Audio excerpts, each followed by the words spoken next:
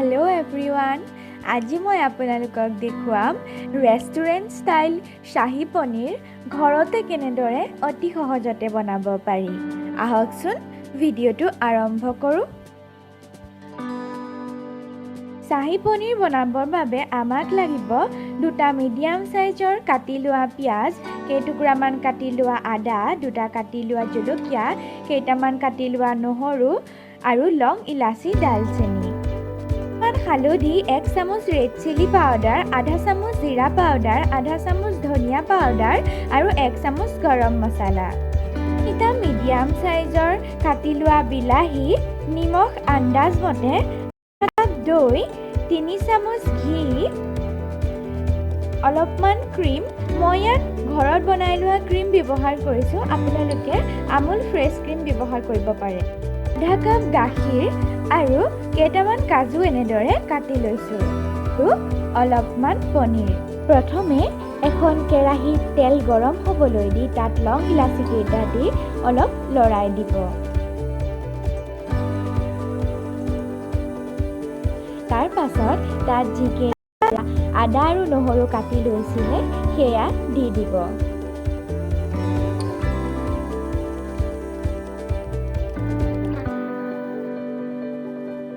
তাৰপিছত কাটি লোৱা জলকীয়া কেইটাও দি এনেদৰে লৰাই থাকিব। এতিয়া ইয়াত যিকেইটা কাজু টুকুৰা টুকুৰ কৰি কাটি লৈছিলে সেয়া দি আকৌ অলপ লৰাই দিব। কাজু কেইটা অলপ ৰঙচুৱা হোৱা যেন পালে তাত কাটি লোৱা পিঁয়াজ কেইটা দি পুনৰ এনেদৰে লৰাই দিব।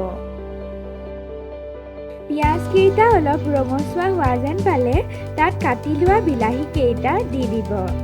তাৰ পাছত এনেদৰে অলপমান লৰাই লৈ তাত আপোনালোকৰ আন্দাজ অনুসৰি আধা চামুচতকৈ অলপ কম নিমখ দি ভালকৈ মিক্স কৰি লৈ অলপ সময় সিজিবৰ বাবে দিব। মিনিটমান সময়ৰ পাছত এইখিনি সিজি গৈছে। এতিয়া মই এইখিনি এখন প্লেটলৈ লৈ ল'ম। এতিয়া এইখিনি গ্ৰাইণ্ডাৰত দি তাত আধা কাপ দৈ দি দিব। পিছত তাত আধা কাপ পানী দি ভালদৰে গ্ৰাইণ্ড কৰি ল'ব। এইখিনি হৈ গৈছে। এতিয়া এইখিনি এটা বাতিলৈ কাঢ়ি ল'লোঁ।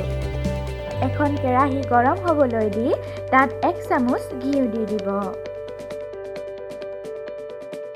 আপোনালোকে ঘিউৰ সলনি বাটাৰ বা ৰিফাইণ্ড অইলো ব্যৱহাৰ কৰিব পাৰে। এইখিনি ইতিমধ্যে গৰম হৈ গৈছে। এতিয়া ইয়াত কেইটামান তেজপাত টুকুৰা টুকুৰ কৰি দি দিছোঁ। এতিয়া এইখিনি অলপ লৰাই লৈ তাত 1 চামুচ ৰেড চিলি পাউডাৰ, আধা চামুচ জিৰা পাউডাৰ আৰু অকণমান হালধি দি ভালদৰে লৰাই দিব। এইখিনি কৰোঁতে গেছটো ল' ফ্লেমত ৰাখিব। এতিয়া যিখিনি পেষ্ট বনাই লৈছিলে সেইখিনি ইয়াত দি এনেদৰে লৰাই তাত আধা চামুচ যি ধনিয়া পাউডাৰ লৈছিলে সেইখিনি দি অলপ সময় এনেদৰে লৰাই থাকিব। উতলিবলৈ আৰম্ভ কৰিছে। এতিয়া ইয়াত আপোনালোকৰ আন্দাজ মতে অলপমান নিমখ দি দিব। তাৰপিছত পুনৰ এনেদৰে অলপ লৰাই লৈ যি আধা কাপ গাখীৰ লৈছিলে সেইখিনি ইয়াত দি দিব। এটা কথা মন কৰিব, গাখীৰখিনি যেতিয়া ইয়াত দিব তেতিয়া গেছৰ ফ্লেম একেবাৰে হাই কৰি থ'ব, নহ'লে কেতিয়াবা গাখীৰখিনি ফাটি যোৱাৰ চান্স থাকে। কিমান সুন্দৰ কালাৰ আহিছে। যেতিয়া এনেকুৱা হ'ব তেতিয়া ইয়াত অলপমান ক্ৰীম এড কৰি দিব।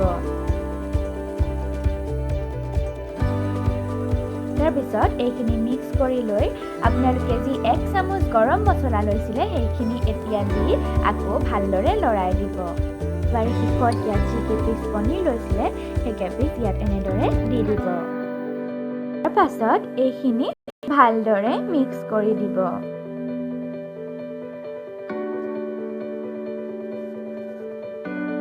এইদৰে অলপ সময় লৰাই থকাৰ পাছত আপোনালোকে গেছৰ ফ্লেম অফ কৰি দিব।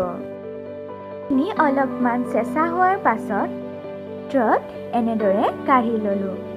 আমাৰ শাহী পনীৰ বনোৱা হৈ গৈছে। আপোনালোকেও এনেদৰে চেষ্টা কৰি চাবচোন। যদি ভিডিঅ'টো চাই ভাল লাগিলে তেতিয়াহ'লে লাইক কৰিব লগতে শ্বেয়াৰ আৰু ছাবস্ক্ৰাইব কৰিবলৈ নাপাহৰিব